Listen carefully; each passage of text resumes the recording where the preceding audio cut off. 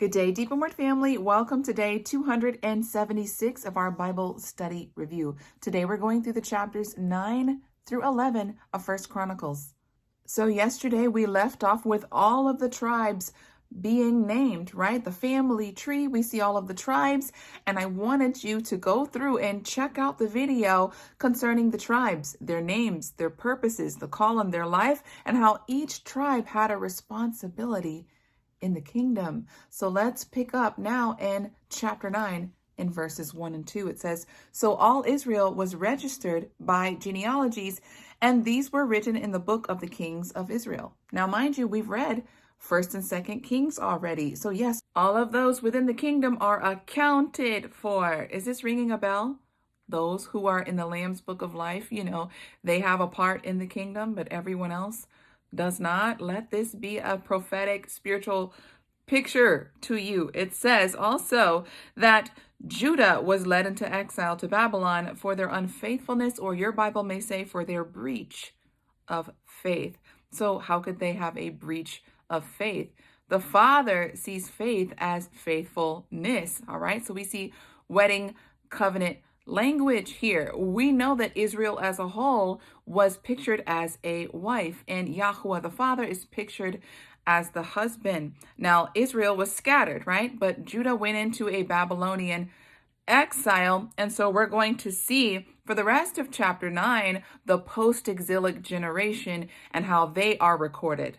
And it tells us that some of the first ones who made their way back and settled into all of their possessions were the Levites, were the priests, those who would do the temple service, because that's the most important thing, to build up the house of Yah first. That's why those were the first ones to settle in. And then everybody else would surround them. But the priesthood, right, those who are responsible to cover the brethren, they got settled in first. But I want you to see that every last one of them had a job. Some of them were guarding the gates.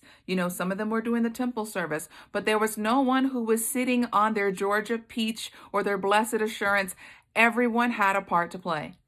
And then from chapter 9 going into chapter 10, it goes back in time, and it now tells you of the first king of Israel. The first king of Israel was Saul. Saul came from the line of Benjamin. Now, if you checked out the video from yesterday, remember, Benjamin, he was first named by his mother something different. She was going to name him son of my pain or son of my sorrow. But Israel, Jacob, right? He goes, oh, no. I'm going to name my son of my right hand.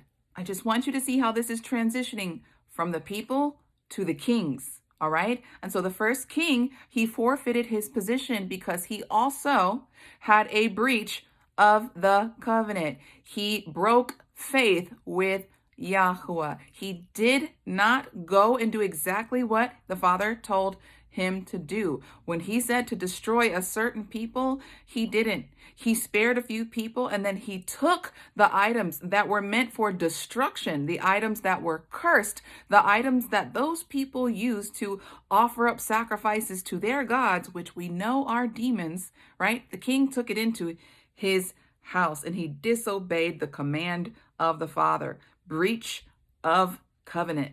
And not only that, he sought out a medium, one who contacts, right, other spirits to contact the dead. It says that Yahuwah destroyed him because of it, and then he gave the kingdom to someone else, someone whose heart was after Yah's own heart. And we see that the kings are now established through the line of Judah, and that is the line that our king would come from. But I want you to see that the kingdom citizens are established first, and then the king is announced, and then the kingdom is established. Do you see the same pattern? Right now, the King of Glory is calling you in spirit to recognize the kingdom in your heart before we see it actually happen, before we see it come here upon the earth. But you have to have the kingdom, and you have to chase after the heart of the king in order to be his people. You must be doing some sort of work now. I'm not talking about a works-based salvation, but since you have come to faith in Messiah, since you have been saved, you have been translated out of the kingdom of darkness. And yes, you were doing a work in that kingdom. You were doing works of death. You were doing a lot of works. We all were. But now we are born from spirit, and we are called co-heirs, and we are on a co-mission. Our Messiah left us with a job to do. We are to spread the gospel. We are to come under discipleship so that we can then disciple others and build up this great harvest so that we can make the way for the King to come. Do you see this pattern in today's reading? We saw the genealogy of the tribes, all right? We saw the people and how the people were made ready to establish the kingdom. And then we see the story of the king and how the first king forfeited his position, and so it went to Judah. And now we see this righteous king, this man David, before he was ever in the palace. We saw that he was already doing what a king does. He fought for the people of Israel. He fought many enemies. He didn't only just slay a giant. He did away with so many of the Philistines. He rescued the people, and the people loved him so much for it. Do you see the picture of Messiah? Do you see the picture of Messiah, that before he comes to set up the kingdom, he saves us first? I just want you to see the pattern before we open up chapter 11 and start reading about David, because David is a picture of our King, the greater King, Yeshua. All right, so let's open up and let's read about the one who the Messiah would come through. It says, "Then all of Israel assembled before David at Hebron, saying, 'We are your own people, even your flesh and blood.'" Do you see how Israel, right? Do you see how all of Israel is speaking to David like she is the woman, like she is the wife, and he is the husband? He is the covenant one who is protecting and guiding her and making sure that she is safe from every enemy. Do you see this? The people are speaking like they are married unto David. It says that David makes a covenant with the people. They themselves said, "We are your own flesh and blood." If you go back to Genesis and you see how Adam speaks about the one who comes out of his body, he says, "She is flesh of my flesh and bone of my bone." Is this not true with our Messiah? He spilt his blood for us. That is cutting covenant, and we are covered in his blood. We are sealed for the promises. We are his bride, crying out for him. We want him to be king over us because he has saved us over and over and over again from every possible enemy. I want you to see the next thing because this is very prophetic.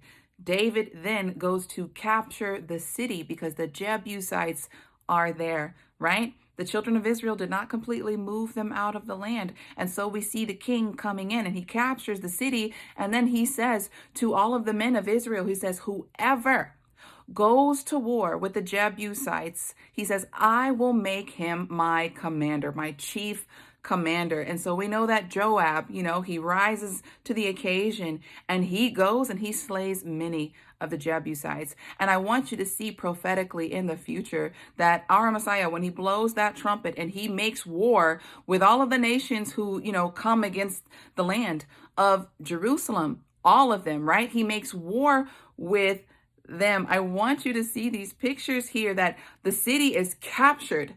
It is captured by the Messiah. And our Messiah is going to reward greatly those who were building up the kingdom and making the way straight, making a path clear for him for his coming. Do you see the prophetic pictures, how he's going to reward those who were diligently seeking his kingdom, those who are sowing seeds, those who are bringing people into the kingdom and discipling others? Do you see how the Messiah is going to reward greatly those who were taking charge now?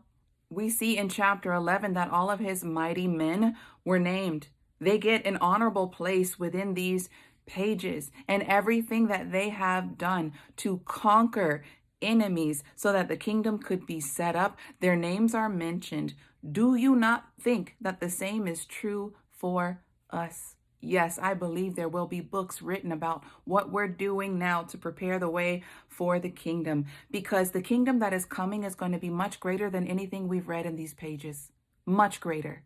I've spoke on this in the past, but I truly believe that in the millennial reign, there are going to be libraries of the works that the saints have done since coming to salvation, right? There's going to be accounts of miracles. There's going to be accounts of limbs growing back. There's going to be accounts of people who, healed the sick, raised people from the dead, cast demons out of people. Yes, I believe that's going to be in books, in libraries during the millennial reign. If this is just a picture, if this is just a picture of what is coming is greater. I want to encourage you to get off your Georgia peach and do something for the kingdom. What's coming is greater, and our Messiah is coming with great rewards. He's coming with great rewards. It's not enough just to confess his name and believe what he did. The demons believe, yet the demons are not saved, y'all.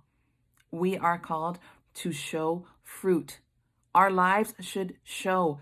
It should bear a witness that we are truly changed. We are truly set apart. And now we truly are working for the kingdom, towards his righteousness. I hope that stirred you up in your spirit. And I hope that you're planning to do great exploits for the kingdom, so that when you see the king, when he comes, he says, "Well done, my good and faithful servant." Well, Deep in Word family, that's all that I got for you today. Until tomorrow, Yah bless.